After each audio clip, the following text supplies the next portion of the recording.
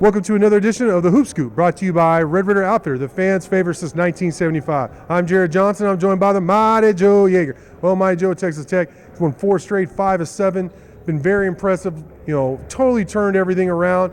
They're on the precipice of definitely like being on the bubble and getting punching its ticket to March Madness, which is very exciting. But coming up next, you have number 24 TCU coming in here to the USA. That's 11 a.m. Saturday Central Time.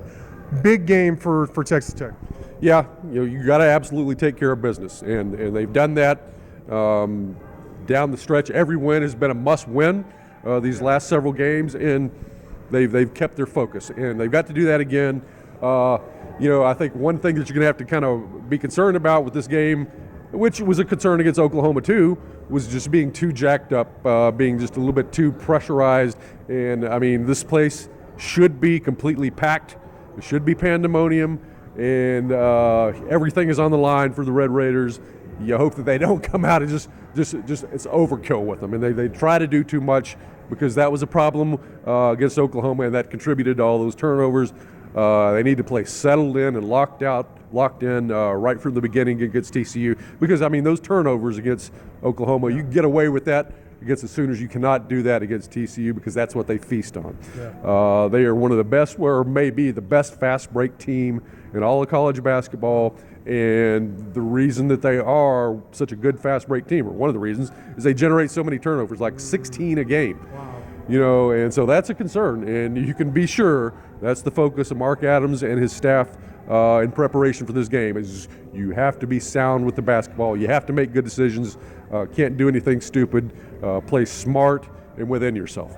Yeah, in the first matchup, it was actually the Big 12 opener for both teams there in Fort Worth. Tech led by as many as 13, 11 at the break before in the second half really falling apart. And it seems like they flipped the script where in the beginning of the season, or for a lot of the season, Big 12 conference season, they would find ways to lose. Now they're finding ways to win. Is it as simple as getting Fardal's AMAC back? That's a big part of it. That, and of course, getting Pop back as well. He had been missed quite a bit of action. The roster is just so much better right now, and I think that's really that's the key. I mean, Tech is a better second half team now, obviously, than they were when both of those guys were out, or one of them was out. So it's a much better roster right now. And then you mentioned the turnovers, which is obviously going to be a big key with everything you stated. What's another key for Texas Tech to get the victory over TCU?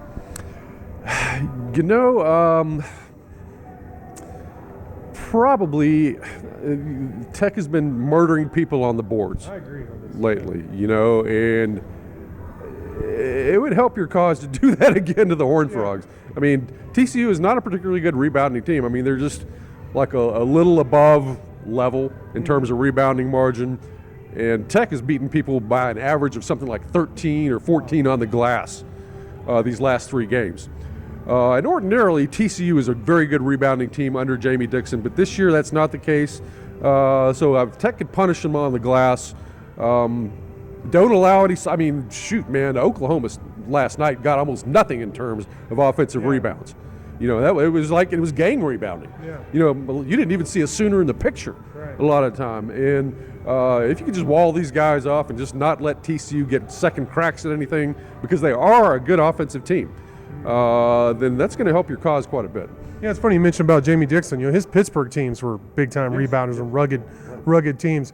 I think I didn't mention in the recap, but Jalen Tyson has played really well, and I feel like when he scores well, when he's shooting well, and he's aggressive, I think it makes Texas Tech that much more difficult to beat and defend. Yeah, no doubt about it. And I was upset with Tyson in the first half of the game last night. Yeah, he just wasn't giving you much anything. 3 turnovers, I think.